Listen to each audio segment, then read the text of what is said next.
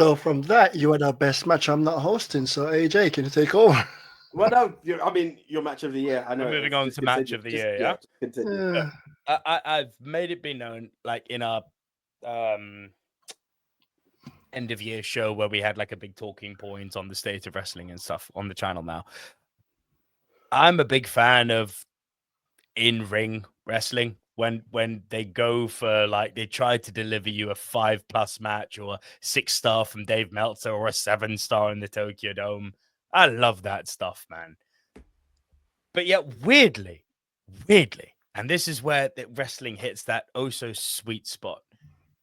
My favorite matches of all time aren't what you would call the 5, 6, 7-star wrestling clinics. Like AJ, you know this. My favorite wrestling match of all time is Rock Hogan. Yeah. Because of the moment it was, because of the return of the return of Hulkamania, and it wasn't planned. That organic, beautiful moment where the fans are like, we want Hulk back. Obviously, it all went crazy after that, but that moment in time, you can't ever copy that. Like, it was lightning in a bottle they captured. And weirdly, my match of the year gave me not feels of that level, because that I don't think can be ever replicated, but it gave me feels, and it was Sting's retirement. Like it fooled me because I was like, obviously he's a company man, he's gonna go out on his shield, the Bucks are gonna win because you're a champ, you lose on your way out, that's just how the business works. They completely swerved me, they subverted my expectations. They did it off the back of one of my favorite wrestling cards ever. I listed it earlier, just for context. Just quality upon quality upon quality of in-ring, and then they finish it off with pure nostalgia bait story. The Old Warrior retiring in glory. And I was like, you know what? When you can give me feels that are that good, that's what makes wrestling magic. The fact that we will remember Sting going out as a champion with his protege and not Sting retiring because of a botched buckle bomb. It's poetry. It's poetry. It was beautiful. And it's the sort of send-off a guy that influential and important to the industry, but also to me growing up as a wrestling fan. The little 8-year-old kid in me who grew up loving Rey Mysterio and Sting, I was like, you know what? This is the retirement I wanted for you, man. And for that, I want to say thank you to AW for giving one of my wrestling Rushmore heroes the send-off that he deserved. Nothing will top that for me this year. I'll give it to you. That was a nice speech, bro. I'll give it to you. That was a nice speech, and it's the credit that they deserve, as does Sting. You know, that's it. I'm gonna go next. I know disjoints the order just because it's not really gonna stand there. In contendership, but my match of the year goes back to who I initially was gonna make my female superstar of the year.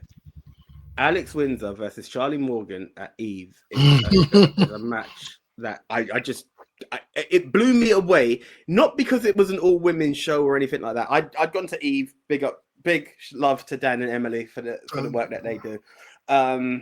But I just went to this show, went alone, because everyone was like, I'm not doing standing. And this is the thing, I don't like to do standing. And I've done it a few times. I've done it twice for Eve, believe it or not. And throughout the show, they're just showing this thing. And what I loved was that there's no clear indication who the face or heel was. We know that there were two friends. We know that they've fallen apart. And Charlie Morgan's upset because Alex Windsor had beaten her wife for the title before. So there's animosity between them and stuff like that.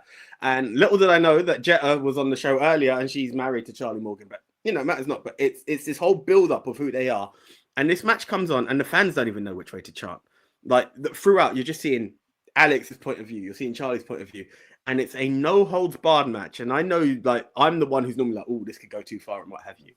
One of the best hardcore matches I have seen in my life. And I remember watching the show and recognizing a few faces, cheering here, cheering there.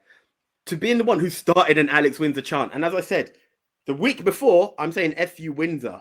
But I was like, yes, go with that. And they took it in the ring, out the ring, with tables, bats, kendo sticks, the lot. They left absolutely everything in the ring. And as a goodbye to solo competition, I always say it, I want to pay. I'm going to subscribe to Eve just to show you guys that match. It might not meet the expectation, but I was blown away. So much so that I was researching who's the owners of this show. I need to thank them for such a great match. I did not expect it.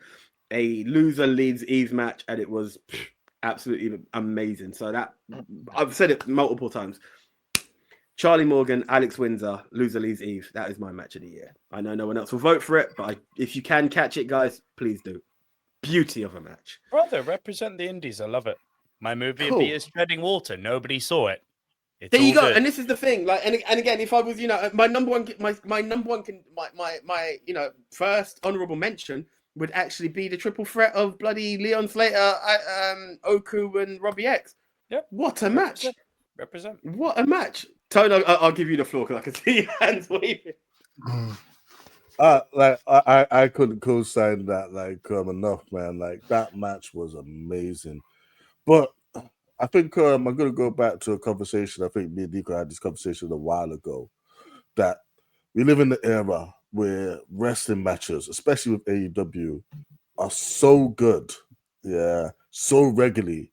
It gets hard to choose, and we sort of forget a lot of them. And the problem with this is there's many unsung heroes that I am probably just forgetting. Yeah, like I said, when they're taking place on places like Collision, you're not gonna remember them all, even though these matches are just honestly contenders for match of the year. But if I had to think back to one match, I'm gonna probably say it was more special because it was live in person. It was his last match on the Indies. I've got to give it to Michael Oku, and Will Ospreay, Revolution Pro, High Stakes, man. Like, not only was we bare close to watch it, not close enough. The whole managed the place was packed. Yeah, what was it, 2,000 people there or something? Yeah, it was a lot of people, and hot, no intermission. It's hot, real humid, hot. humid, and then some. We're above a swimming pool, by the way. It was, but again, even from the start of it, Will Ospreay's special entrance, and then when Michael walked towards the sword when he had it pointed at him, that was a cool moment. Yeah, and just the emotions that went back and forth, man, and man, even the whole parts where Ospreay just left no stone unturned, and what he did to a mirror not once but twice. Yo, bro, he's using all of my lines. That was crazy. She got a rope. She got a rope back at the end. Deserved. She spat on him. Deserved. She got a rope back at the end, though. But the whole point is you talk about elevating someone. Yeah, man. Will Ospreay did that for Michael Oku in a way that he could only dream of, and his goodbye, his farewell was emotional. The speech he made at the end was emotional. If you, as a wrestling fan, you can't really pick a more perfect moment to be part of. If I was there at Revolution with Sting, something like that. But we didn't have to watch that on TV. But this, he was actually a part of. So, man, high stakes. Cool. Den. Well, Big Tone said all of my words. Right. That's my match of the year as well. We watched that. I invited a friend down to that show. Jonathan came to that show and we sat there and watched it. And then all he talked about the next day at work was that match. Then the next day we spoke about that match. Then we went and met. He works with Hustle. When we got to Hustle, then we started talking about that match. And then the promoter for Hustle, his name is, I don't say his real name. Don't say his real name. What's his? Sid Scala. Sid Scala. So Sid Scala was sort of getting there, and Sid Scala was like, "So what happened?" And we started talking to him. He's like, "This, oh man, I wish I could have been there." And everyone was going on. The hype of wanting to go there and wanting to be the match. It was hot as hell in there, humid heat, not just hot, but humid heat. Because I've been into the other place which was hot. This was humid. You couldn't breathe. There was no break. The seats were kind of tight. We were squashed up. It felt we should have been upset and complaining about the seats and stuff like that. But at that point, no one cared. A billionaire came down to watch the match. Tony Khan was there, and for this much of the match, the crowd was like making chants away from the match.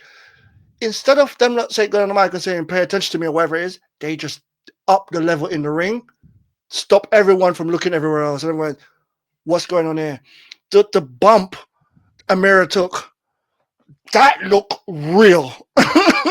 Amira's a trooper. She's an underrated star. I think that needs to be said. You know, the thing is, yeah, we know wrestling's predetermined, but everything in that match looked real. It sounded real, looked real. It looked like someone at the end. Will couldn't hear out of one ear. So, bro, I think I've lost my head. Yo, I was so invested in that match. It was crazy. I never spoke about a match so much afterwards. Yeah, my match of the year without a doubt. Bloody good. Were it not for Sting, it would be mine too. Yeah, I could go with that. I could listen to that noise. Just the build up from the pay-per-view before, when he said you're beating everyone, but you haven't beat me. Like, it's like, I might come back and take my belt. Yeah. Come back from a property. When they came out and he came up with the sword and everything, like he said, he put the sword out and Oracle stepped towards us. And the thing is, Oracle has this thing he does, where it's the which usually puts me off in the match. Bro, that went away. Wait, I thought you were doing a bloodline. I thought you were doing a bloodline member there. Yeah, Can we bring up one more thing about this match? This was a week after Ospreay had his final thing in Japan and was battered and bruised to crap. So that wasn't even 100% Ospreay. That was a damaged Ospreay, and that match was as good as it was. Can I build on that? And it was a few days before his other match of the year contender for his AEW debut at AEW Revolution against Konosuke Takeshita. Hence why it couldn't be nothing but the superstar of the year. He's the wrestler of the year. Ignore what I said about superstar. He's the wrestler of the decade for me, man. Like, the guys, no one's done what he's done. He said it himself when we met him in Newcastle. He said it himself when we met him in Newcastle. He went, I know there's no one doing what I'm doing in business. if they're better than me, come along. That was his words. Yeah. Well, it's like he says, on another level. He is. Look, and the best part about it, I keep repeating it over and over again. The guy is a fan of wrestling. We were talking, and I was saying to him, look, I'll go to as many indie shows as I can. He went, good on you, lad. Good on you, lad. And I was like, yeah, I tried to take someone new to come to the show. I tried to take someone new to the show that's never been before. He's like, yeah, people like you, I like. And this is him. When you go to shows like this, look, I try to sneak into as many shows as I can. So I'm usually at a lot of those indie shows, I'm there as well. I just can't come out because, I don't want to take the light from them. So I'm at the shows, watching the show still. I was like, bro, really listen? Yeah. So he's at shows. He's at a lot of shows that people don't know he's there watching from Gorilla because he's still a fan of wrestling. Yeah. Go on, Leon. Leon, the floor is yours. You've got. I warn you now. This better be a very good match. No, it's a quick one. So, I did enjoy Drew McIntyre versus CM Punk in the Hell in a Cell. That was very violent. But having said that, if we want to talk about a match like that, then the one that stood out for me was Hangman Adam Page versus Swerve. That match was 2023. Gruesome. It was it? No, there was one this year. There was one that said in the needle in the cheek. The needle. Where was the one where Hangman was cage match? Yeah. The blood was last year, brother. No, they had a match again. He spoke about the cage match, and then this is something else. Cage match or the blood? So when did Swerve's house get burned down? This year. Yeah, it's not about that one. You're on about the cage match. And who burned down the house? Oh, wasn't Hangman. The blood drinking. You are correct. Simpson and the house burning are not the same match. He didn't talk about the blood drinking. All right.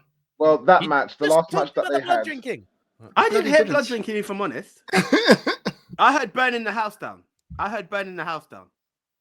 Yeah, but then obviously they went on to have a match. Whatever match that was that the they cage had, match. The cage match. That for me is another good contender for the match of the year. But as we're on the theme of going and supporting the indie shows, for me, bro, it could be whatever you want. You know, it can be whatever. Any match. Yeah, I know, but there's Evolution ain't no indie. There's a beautiful theme. There's a beautiful theme with that. So, okay. There's a beautiful theme with that. So I'm gonna stick with that and stick with that tag team hardcore match that we went to see. Where I Quit match. Who is the tag team again? True and Lacey versus Sunshine Machine at Purpose Wrestling. I Quit match. Yeah, because seeing the powerbomb through the table, seeing all of that live was just an amazing thing to see. And the thing is even though we went to go and see it there, that match could have been held in WWE. That match could have been held in AEW. It could have been held in any platform of wrestling. So for me, that was the kind of oh my god type of match for me. It was that one. Yet it was in a library. Yeah, in a library, in the back of a flipping library. It was in a library, and it could have been held on any PLE. It could have been held on any flagship show. It could have been held on that. It could have closed the show, could have opened the show, could have been a PLE, but 100%. It was that great. I enjoyed it, and I'm still thinking about it now. So I'm going to go for that match. Sorry, there's one that just I have to mention as a contender. Big Tone and Den, you guys were there for it. The cage match between Spike Trevay and Kid Lycos. Yeah, that was brilliant. Oh, that was that. Yeah, I was so drunk. Yeah, that was a big one. I've got an OMG of the year for banter. Go ahead. Big Tone was there. Gabe Kidd punching me in the face. That was last year. That was last year, mate. That was this year. December. It was December. Yeah. Because it was Osprey Kid. He's right. It was Osprey Kid. He punched in December. Right. It's a year ago to this month. But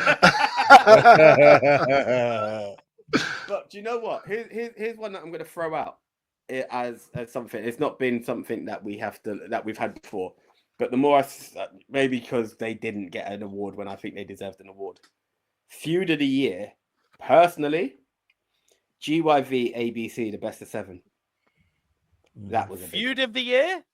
Feud of the year. Feud of the year for me. Cody. I know people don't like him, but I'm gonna say anyway. Drew versus CM Punk. It's a contender. Drew. Wait, say what you want about CM Punk, get it? CM Punk. Well, if you're gonna say that, WWE, he has proven that he's a star. But then you can add Rhea Ripley and Liv Morgan to that. The way they talk to each other. And like Drew is literally taking his game of superstardom to another level, and just having them two like clash all year. You say them two as one person, even though we thought this was gonna be like this a one-off or whatever, or PG Punk. No, they've been great. It was PG Punk. Don't be silly. It was. But what I'm saying is PG Punk was great anyway. It was Drew. I'd like to build on what you said there, Big Tom, because I think it would have been even better if they had done it as a one-off before they started fighting over a bracelet. If they'd kept it to that one match, all the build-up with the muffins and the gherkins and the banter and visiting Millie's Bakery, all of that stuff Drew was doing to get under Punk's skin was gold. The moment that match ended, even with Seth Rollins' stupid ref cam, I was like, you know what? It works. It works. For the capacity of this match, it works. The moment they were like, I need my 50p bracelet back, I was like, oh, die. Come on, you did like the beatdowns. Look, like I said, I'm a connoisseur on beatdowns. Yeah, like the beatings. The beatings were fun until I remembered they were fighting over a bracelet. I was like, yo, let's wrap this up. Let's wrap up the awards. I'll give you one. Feud of the year. Feud of the year, Hangman and Swerve. Oh, yeah. Let's have a what's it called again. Let's talk about this afterwards on something else. I mean, look, this is the thing. I'm not gonna lie. One sec, that's wrong. Wow, is it taking that long to move over? What's going on? Yeah, there we go. I'm not gonna lie. I tried to give GYV an award, and the Punk Drew feud is absolutely amazing. The fact that it started off and a man was injured and it maintained what it did has a very strong one. Feud, Sorry, feud. Swerve and Hangman is a big one as well. But yeah. Troll of the year. Oh yeah, Drew McIntyre was troll of the year. I'm not even putting that to a vote. He is troll of the year. I don't know, man. I would agree with you until I saw MJF. a little promo. Yeah, until I saw a little promo on Collision this last Saturday where MJF started listing off all of the things that Adam Cole is weak to. Sun loungers, weak ankles, and cavities, because apparently the doctor isn't seeing you anymore. Yeah, he's a